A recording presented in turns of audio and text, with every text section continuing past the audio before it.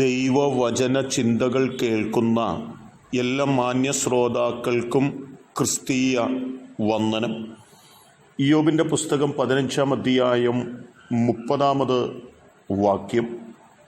അഗ്നിജ്വാല അവൻ്റെ കൊമ്പുകളെ ഉണക്കിക്കളയുന്നു എന്നൊരു പ്രസ്താവന ആ വാക്യത്തിനുള്ളിൽ അർപ്പിച്ചിട്ടുണ്ട്.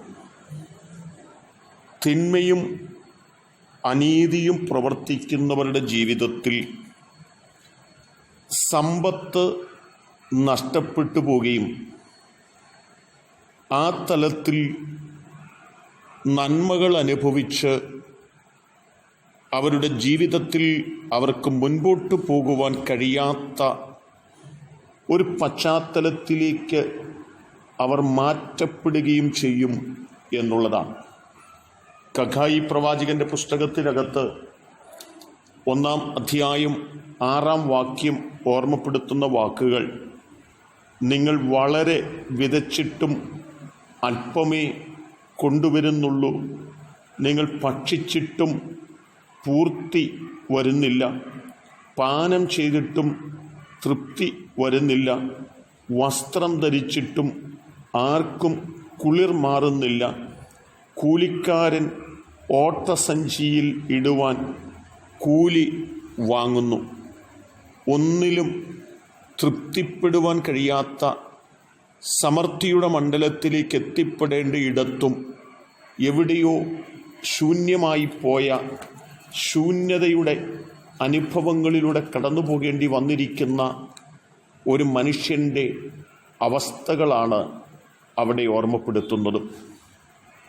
ന്യായാധിപന്മാരുടെ പുസ്തകം 6-ാം അധ്യായം 10-ാമത് വാക്യം നാം വായിക്കുമ്പോഴും, യഹോവയായ ഞാൻ നിങ്ങളുടെ ദൈവമാകുന്നു എന്നും നിങ്ങൾ പാർക്കുന്ന ദേശത്തുള്ള അമോര്യരുടെ ദേവന്മാരെ ഭജിക്കരുതെന്നും ഞാൻ നിങ്ങളോട് കൽപ്പിച്ചു, നിങ്ങളോ എൻ്റെ വാക്ക് കേട്ടില്ല.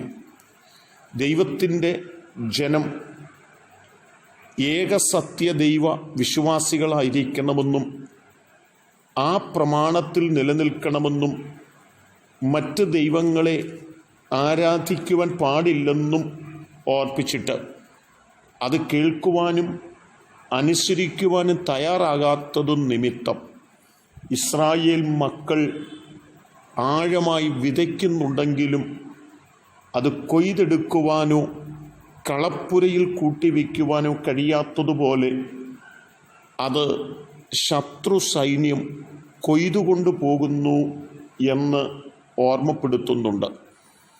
ഈ ദൈവത്തിൻ്റെ വചനങ്ങൾ ഓർമ്മപ്പെടുത്തുന്നത് നമ്മുടെ ജീവിതത്തിലെ നന്മയുടെയും അനുഗ്രഹങ്ങളുടെയും പിന്നിൽ ദൈവത്തിൻ്റെ നന്മയാണെന്നും ദൈവത്തിൻ്റെ അനുഗ്രഹങ്ങളാണെന്നും നാം തിരിച്ചറിയേണ്ടതുണ്ട്.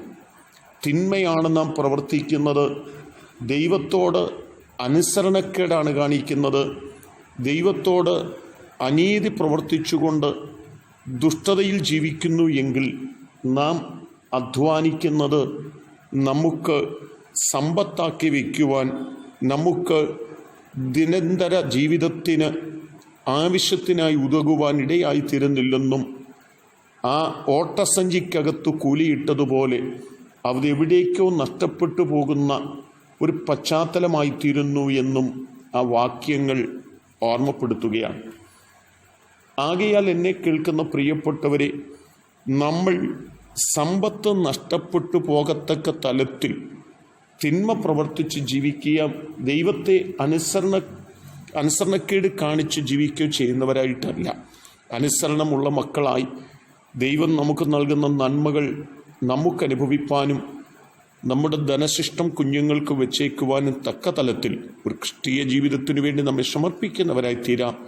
അതിന് ദൈവം നമ്മെ സഹായിക്കട്ടെ. കരുണയുള്ള ദൈവമേ, നല്ല കർത്താവേ, നിന്റെ അധ്വാനബലം നീ തിന്നും, നിന്റെ ധനശിഷ്ടം നീ കുഞ്ഞുങ്ങൾക്ക് വെച്ചേക്കുമെന്നുള്ള വചനപ്രകാരം ഞങ്ങൾ അധ്വാനിക്കുന്ന ഞങ്ങൾക്ക് ഭക്ഷിപ്പാൻ തക്ക തലത്തിൽ ഞങ്ങൾ മര്യാദയായി ജീവിപ്പാനായിട്ട് ഞങ്ങളെ സഹായിക്കണം. ദൈവം അനുഗ്രഹിക്കുന്നത് കൊണ്ട് സ്തോത്രം. യേശു കർത്താവിൻ നാമത്തിൽ തന്നെ ആമേൻ.